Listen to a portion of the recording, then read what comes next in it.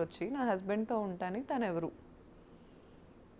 ఇక్కడ మనం లాజికల్గా మాట్లాడాల్సింది ఏంటంటే, చాలామంది ప్రశ్నిస్తూ ఉంటారు, తప్పు ఏంటి, ఆడ మగ మధ్య స్నేహం ఉండకూడదని.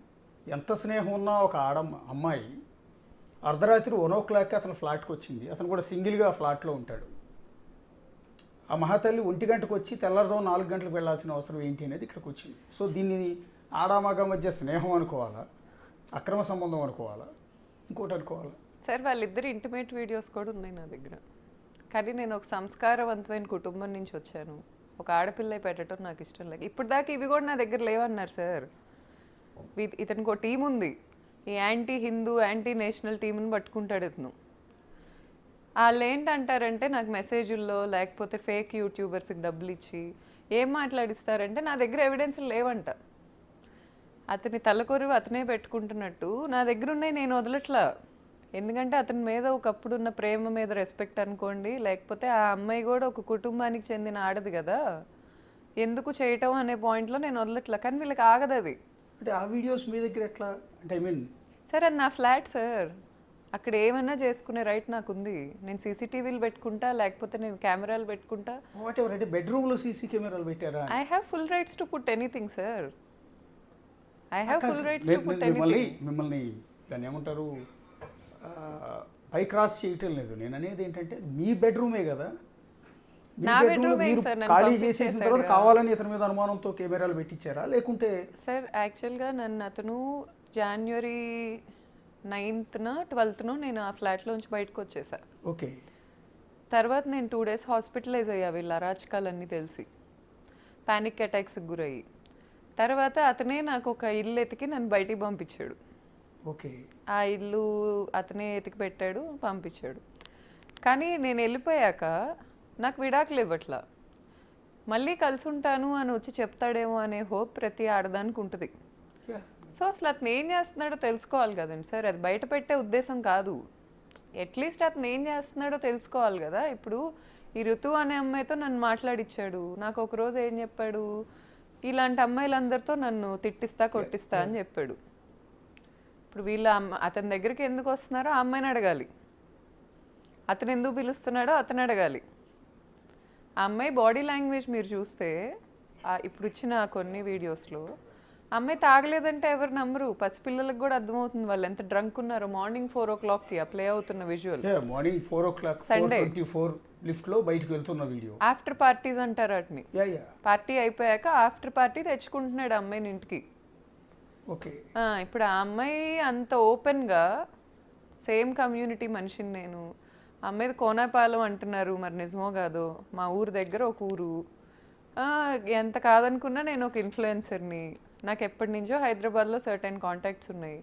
నా ఇంటికే అమ్మాయి అలా వచ్చిందంటే ఎంతమంది ఇళ్ళకి వెళ్తుంది అనుకోవాలి నేను ఈరోజు. ఆశ్చర్యం ఏంటంటే మీరు చెప్తుంది 2023లో కూడా వీళ్ళిద్దరి మధ్య రిలేషన్ ఉంది అనేది మీకు కొంత అనుమానం ఉంది. అనుమానం ఇద్దరి మధ్య డిస్కషన్ కూడా వచ్చింది. అనుమానం ఎప్పుడు లేదు అతని మీద, కానీ క్లారిటీ ఉంది. ఓకే. కానీ ఇంత వివాదం జరిగి గత ఆల్మోస్ట్ మీకు ఒక 2 నెలల నుంచి పోరాటం చేస్తున్నారు కదా మీరు, పోలీస్ స్టేషన్ చుట్టూ కావచ్చు, మీడియా చుట్టూ కావచ్చు. అవును. మీరు మానసికంగా నలిగిపోయి ఇబ్బందులు పడి, సో ఒక ఆడపిల్ల మెంటల్ పొజిషన్ ఏంటంటే మేము అర్థం చేసుకోగలం ఈ సిచ్యువేషన్. ఇంత జరిగిన తర్వాత కూడా ఆమె బిగ్ బాస్కి సెలెక్ట్ అయింది. బహుశా మీరు చెప్తున్న డేట్లో బిగ్ బాస్కి అప్పటికే ఇన్ఫార్మ్ చేశారు వాళ్ళు, బిఫోర్ 1 month నుంచే ప్రొసీజర్ స్టార్ట్ అవుతుంది వాళ్ళకి. బిగ్ బాస్కి సెలెక్ట్ అయిన తర్వాత కూడా మీ భర్త ధర్మ మహేష్ ఉన్న ఫ్లాట్కి, అంటే మీ ఫ్లాట్కి అవి వెళ్ళింది. ఇది ఆశ్చర్యం. వెళ్ళింది సార్. ఆ అమ్మాయి తిరుపతి వెళ్ళింది కదండి సార్. తిరుపతి వెళ్ళి ఒకసారి నాకు యూట్యూబ్లోనే చూసాను నేను, తిరుపతి వెళ్ళింది. మరి ఆ టైంలో అబ్బాయి ఏ అమ్మాయిలతో తిరగలా,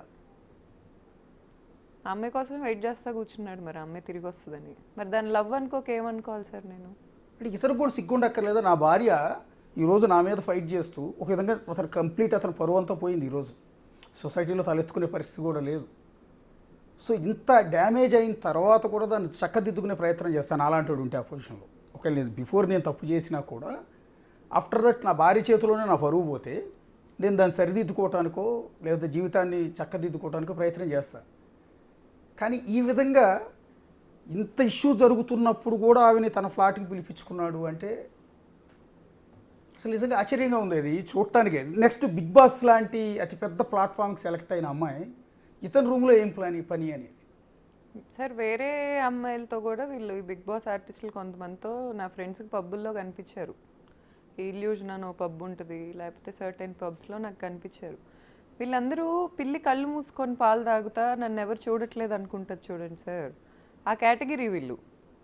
ఇప్పుడు ఓపెన్గా ఈ అమ్మాయి అర్ధరాత్రులు వెళ్ళిపోతే ఎవరికి కనపడదు, క్లోజ్డ్ డోర్స్ వెనుకున్నాను ఎవరికి కనపడదు అనుకుంటే ఎలా సార్? ఆ డోర్ ఎవరిది? నాది. ఆ ఇల్లు ఎవరిది? నాది. నా హస్బెండ్కి నాకు సంబంధం ఉన్నంత వరకు అతను ఎక్కడున్నా అక్కడ 50% రైట్ నాకు ఉంటుంది లీగల్గా. ఆ అమ్మాయి వెళ్ళి డోర్ వేసేసుకుంటే అది ఆ అమ్మాయిది అయిపోతుందా?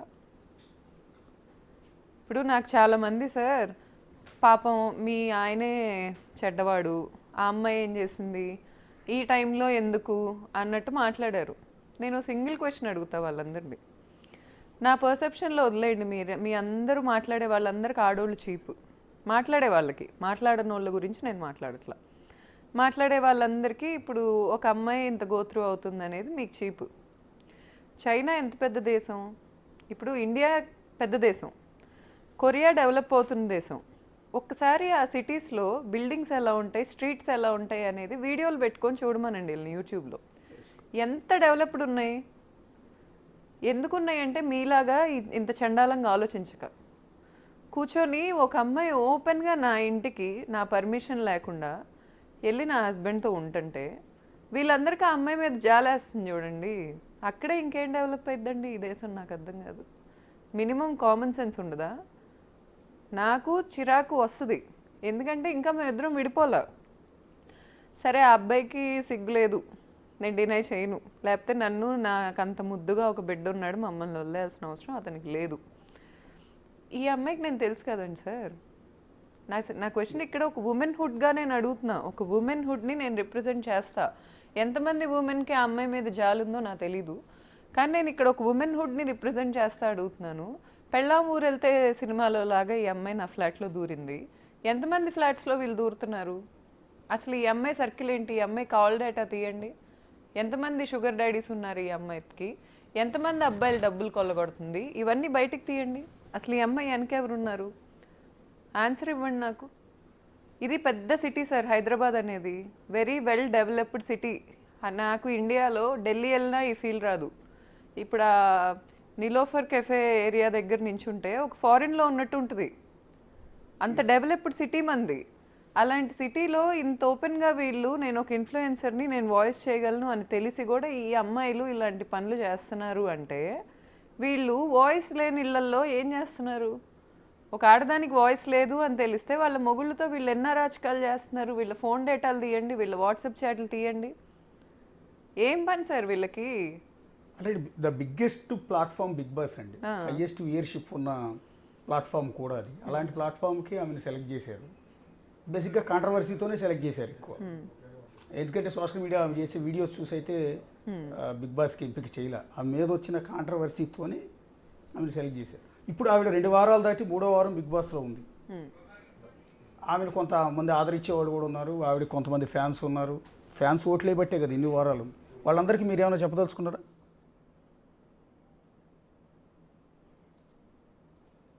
అంటే ఆవిడ ఫ్యాన్స్కి నేను ఒకసారి రీతూ చౌదరి గురించి మనం డిస్కస్ చేస్తున్నాం. రీతూ చౌదరి అంటే మాకేం కోపం లేదు, రీతూ చౌదరి అంటే అగైనెస్ట్ కూడా కాదు.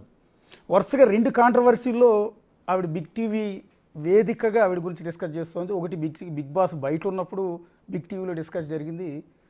బిగ్ బాస్ లోపలికి వెళ్ళిన తర్వాత మళ్ళీ బిగ్ టీవీలో ఆవిడ గురించి డిస్కషన్ జరుగుతోంది. ఒకసారి ఇష్యూ జరిగినప్పుడు అది మేమే రైజ్ చేసాం. అతిపెద్ద కుంభకోణంలో ఫస్ట్ టైం రీతూ చౌదరి అనే ఒక సోషల్ మీడియా ఇన్ఫ్లుయెన్సర్, బహుశా జబర్దస్త్లో చిన్న క్యారెక్టర్లు ఏవో చేస్తుంటారు తప్ప పెద్ద పాపులర్ కూడా కాదు, పెద్దగా తెలిసింది కూడా కాదు. కానీ ఒక రాజకీయ పార్టీతో ముడిపడి ఉన్న కొన్ని 100 కోట్ల భూ స్కామ్లో ఆవిడ పేరు బయటకు వచ్చినప్పుడు డిస్కషన్ చేస్తే నా పాపం ఏమి లేదు, నాకు సంబంధం లేదు, నేను ఆ శ్రీకాంత్తో విడిపోయాను అంటూ ఎవడో చెప్పుకునే ప్రయత్నం చేసింది. సరే, అదే శ్రీకాంత్ అనే వ్యక్తి పరిగెత్తుకుంటూ స్టూడియోకి వచ్చాడు, ఏదో చెప్పుకునే ప్రయత్నం అతను కూడా చేసేసాడు. నా భార్య అని అంటాడు, మా ఇద్దరి మధ్య పెళ్ళి అయింది అంటాడు, కానీ అన్ని 100 భూములు ఆవిడ పేరు మీద రిజిస్ట్రేషన్ చేయలేదంటాడు. సో ఆ రోజు మొత్తం డాక్యుమెంట్స్తో సహా తీసి చూపించాము. సో ఇప్పుడు బిగ్ బాస్ లాంటి ప్లాట్ఫామ్ మీదకి వెళ్ళి ప్రస్తుతం ఒక రియాలిటీ షోలో పార్టిసిపేట్ చేస్తున్న రీతు చౌదరి అదే బిగ్ బాస్కి వెళ్ళే ముందు మన స్టూడియోలో ఉన్న గౌతమి చౌదరి గారి సొంత ఫ్లాట్కి ఆమె భర్త ఉన్న గదిలోకి వెళ్ళి కొన్ని రోజుల పాటు సీసీ ఫుటేజ్లో దొరికిపోయారు అడ్డంగా. సరే ఏ అపార్ట్మెంట్కైనా ఎవరైనా వెళ్ళొచ్చు, స్నేహితులు ఉండొచ్చు, బంధువులు ఉండొచ్చు, ఇంకొకళ్ళు ఉండొచ్చు. అర్ధరాత్రి 1 గంట నుంచి తెల్లవారుదాం 4 గంటల వరకు వెళ్తారనేది ఇక్కడ విచిత్రం, విడ్డూరం, ఆసక్తికరం. సో దాని గురించే మనం ఇక్కడ డిస్కస్ చేస్తున్నాం. ఇలా ఒకసారి బిగ్ బాస్ వ్యూయర్స్కి ఏం చెప్తారండి? బిగ్ టీవీ కాదు, బిగ్ బాస్ వ్యూయర్స్కి. ఎందుకంటే ఆమె 2 వారాలు కొనసాగింది అంటే చాలామంది ఓట్లేసారు ఆవిడకి. సో నెక్స్ట్ వీక్ కంటిన్యూ అవ్వాలని వాళ్ళ ఓట్లే కీలకం. సో ఇలాంటి టైంలో ఆమెకు సంబంధించిన ఈ వీడియో బయటకు వచ్చింది. అది కూడా పర్టికులర్గా మీ కాపురంలో చిచ్చు పెట్టడానికి ఆవిడే కారణమని మీరు చెప్తున్న నేపథ్యంలో మీ బెడ్రూమ్లో స్వయంగా ఆవిడకి సంబంధించిన వీడియోస్ కూడా రికార్డ్ అయిన ఈ సందర్భంలో బిగ్ బాస్ వ్యూయర్స్కి రీతు చౌదరిని ఎంకరేజ్ చేసి ఆదరించి అభిమానించే ప్రేక్షకులకి ఏం చెప్తారు? సార్ మనకి విజయవాడ, మా ఊరు నందిగామ, విజయవాడ నుంచి ఈ స్పేస్కి వెళ్ళిన ఉంది రీసెంట్గా. వాళ్ళ గురించి ఎవరు పట్టించుకోరు. నేనేం చెప్తున్నానంటే వీళ్ళకి ఎండ్ ఆఫ్ ద డే ఏ మనిషికైనా ఈరోజు కావాల్సిన డబ్బు. ఎండ్ ఆఫ్ ద డే కూర్చొని నా బ్యాంక్ బ్యాలెన్స్ ఏంటి, రేపు అప్పులు ఏంటి, ఈఎంఐలు ఏంటి, ఇదే ఆలోచిస్తాడు ప్రతి వ్యక్తి. ఇట్లాంటి వాళ్ళని ఆదరిస్తే అసలు అలాంటి ఎక్స్పెక్ట్ చేయకండి. ఇది ఇప్పుడు మనీ రొటేషన్ ఒకటి ఉంటుంది. రియల్ ఎస్టేట్ అనే బిగ్ థింగ్స్ నుంచి స్టార్ట్ అయ్యి ఇలాంటి చిల్లర పనుల వరకు ఈ రొటేషన్ జరుగుతూ ఉంటుంది మనీ. ఇట్లాంటి వాళ్ళు రొటేట్ చేయకపోవటం వల్ల జరిగే లాస్ అయితే ఏం లేదు. కానీ వీళ్ళు ఏం చేస్తున్నారంటే ఇలాంటి వాళ్ళని పెద్దోళ్ళని చేసి ఇన్ఫ్లుయెన్సర్ అనేవాళ్ళు, షియారా ఫెరెగ్నీ అని ఒక ఉంటుంది, ప్యారిస్కి చెందిన ఒక ఇన్ఫ్లుయెన్సర్. ఆమె షియారా ఫెరెగ్నీ అనే బ్రాండ్ పెట్టి కొన్ని వేల కోట్లు సంపాదిస్తుంది. కెమిలియా కోయెల్లో అని ఒక ఉంటుంది, స్పెయిన్, కొన్ని వేల కోట్లు. మన హైదరాబాద్లో ఇన్ఫ్లుయెన్సర్స్ గురించి ఎత్తితే బిజినెస్ చేసే ఇన్ఫ్లుయెన్సర్స్ వీళ్ళకి ఎక్కరు. నీట్గా పద్ధతిగా బతికే ఆడపిల్లలు ఎక్కరు. అందం కావాలా, ఈ కాదు కావాల్సింది, ఈ సోది మసాలా. దీనివల్ల మగాళ్ళకి ఖర్చు అవుతుంది, లేకపోతే పెళ్ళాలు లేనప్పుడు కాస్త ఎంటర్టైన్మెంట్ వస్తుంది, కానీ ఒక జాబ్ జనరేట్ అవ్వదు, ఒక ఇండస్ట్రీ రాదు. ఓన్లీ మగాళ్ళే కష్టపడితే దేశం డెవలప్ అయిందంటాం అబద్ధం. ఆడవాళ్ళ కష్టం కూడా ఉంది. కానీ ఆడవాళ్ళని ఎండ్ ఆఫ్ ద డే ఇలా హింస పెట్టి ఆడవాళ్ళని మీరు ఎంకరేజ్ చేస్తూ ఉంటే మీ పిల్లలకి రేపు జాబ్లు ఉండవు. నేను చెప్పేది లాజిక్లెస్గా అనిపిస్తుంది, ఎందుకంటే కామన్ సెన్స్ లేనోడే అట్లాంటి వాళ్ళు ఫాలో అవుతాడు. చాప్రీస్కి అలాగే అనిపిస్తుంది.